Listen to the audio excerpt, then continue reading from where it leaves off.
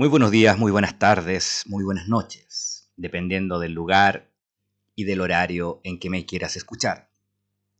Soy Jorge Holguín y este es mi podcast donde hablo de historia, política, arte y cultura.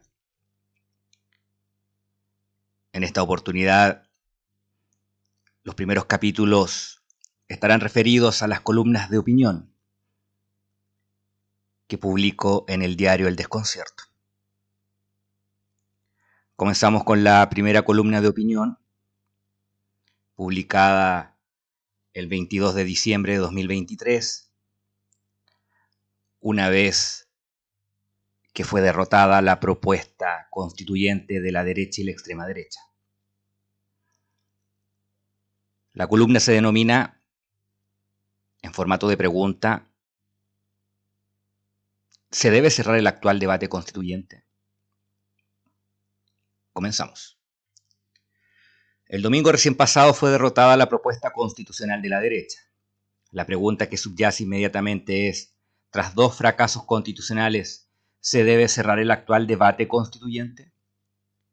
Inmediatamente producida su derrota, personeros de derecha señalaron que si bien fue vencida su propuesta, estaban igualmente contentos ya que con este último plebiscito se legitimó su otra constitución, es decir, la de 1980, cerrándose así el debate constituyente. Por su parte, sectores progresistas igualmente manifestaban que estaban en acuerdo o que estaban de acuerdo con cerrar el actual proceso constituyente. Entonces, ¿puede la clase política cancelar mediante decreto el actual debate constitucional? Hagamos un poco de historia. El 18 de octubre de 2019 y por varias semanas, el país enfrentó una rebelión popular de inusitados alcances políticos y sociales. De Arica a Punta Arenas y de Cordillera a Mar, cientos de miles de ciudadanos se levantaron para exclamar por los abusos sociales del modelo neoliberal. Ante la posibilidad cierta de que la clase política se fuera literalmente para la casa, el 15 de noviembre de ese año, casi de manera unánime, se firmó un acuerdo por una nueva constitución. Ese acuerdo, llamado por la paz social y la nueva constitución, buscaba encauzar en una carta magna, ahora de origen democrático, los tan anhelados cambios estructurales de carencia de derechos sociales de la inmensa mayoría de los ciudadanos del país. Para hacerlo más democrático aún, se acordó un plebiscito de entrada para preguntarle a los mismos chilenos si deseaban iniciar este profundo camino de cambio constituyente. El 25 de octubre de 2020, un mayoritario 78% de electores dijo que sí. De esta manera, y en otro proceso electoral, se eligieron los constituyentes que elaborarían una propuesta constitucional democrática, la cual en su contenido fue categóricamente rechazada el 4 de septiembre de 2022. Como en el plebiscito de entrada una apabullante mayoría se manifestó democráticamente a favor de una nueva constitución, y lo cual no ha vuelto a ser consultado en otro plebiscito, el Ejecutivo liderado por el actual presidente Boric inició un segundo proceso constitucional que incluyó nuevas elecciones de constituyentes, quienes a partir de un anteproyecto elaborado por expertos constitucionales provenientes de la clase política con representación parlamentaria, discutieron y finalmente elaboraron una segunda propuesta constitucional, la cual, al igual que la primera propuesta, por su contenido el domingo recién pasado fue categóricamente rechazada. Bajo este contexto político, los ciudadanos hoy nos preguntamos, ¿puede el Poder Ejecutivo tomar autónomamente la decisión de detener el actual proceso constituyente en curso? ¿O solamente puede hacerlo la clase política que posee representación en el Poder Legislativo? ¿O pueden hacerlo ambos poderes bajo la sombra de un acuerdo nacional?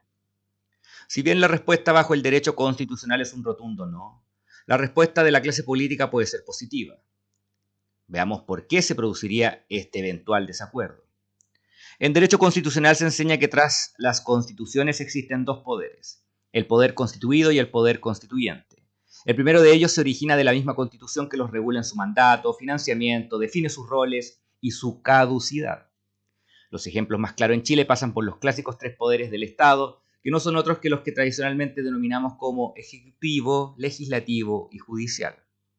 Ahora bien, en el segundo de los casos, el poder constituyente reside soberana y únicamente en la ciudadanía. Esa sencilla y simple frase contiene repercusiones políticas, jurídicas y éticas, mayores inclusive que las de los otros poderes constituidos, puesto que estos últimos finalmente emanan en su constitucionalidad desde lo que se denomina como poder constituyente originario. En palabras simples, los poderes constituidos no pueden ni deben jamás asumir el poder constituyente originario, puesto que este último reside soberana, única y exclusivamente en la nación. Entonces, ¿puede el Congreso Nacional cerrar el debate constituyente, por ejemplo, redactando ellos mismos una nueva constitución? No, porque el Congreso Nacional no es un poder constituyente, solo es un poder constituido como legislativo. Y a lo sumo puede reformar, y solo reformar, la constitución vigente.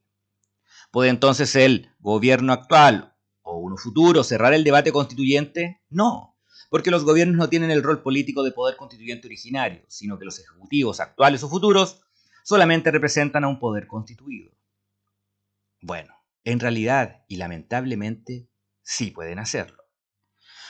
Por ejemplo, la Junta Militar de Gobierno que asumió el poder tras el golpe de Estado de 1973, mediante la promulgación de una serie de decretos leyes, número 1, 128, 527, 788, etc., se autoasignó ilegítimamente el poder constituyente que reside soberanamente en el pueblo, anulando la Carta Magna vigente y generando un viciado proceso constituyente que dio origen a la actual Constitución de 1980. Dado ese tipo de ejemplos antidemocráticos, esta columna concluye que, de cerrar mediante decreto o legislación el actual proceso constituyente, para el correcto derecho constitucional, tanto nacional como internacional, se estaría frente a una aberración jurídica inaceptable y para la nación chilena se estaría frente a un nuevo ultraje político en sus más de 200 años de vida republicana. Puesto que, tal como se ha mencionado en esta columna, ella, al ser la exclusiva soberana, es decir, la única depositaria del poder constituyente originario, y por tanto es la única habilitada para decidir de manera democrática, por ejemplo, mediante un plebiscito, por el cierre o no de su proceso constituyente. Soy Jorge Holguín, doctor en Historia, columnista del diario El Desconcierto. Muchas gracias por escucharme. Nos vemos pronto. Adiós.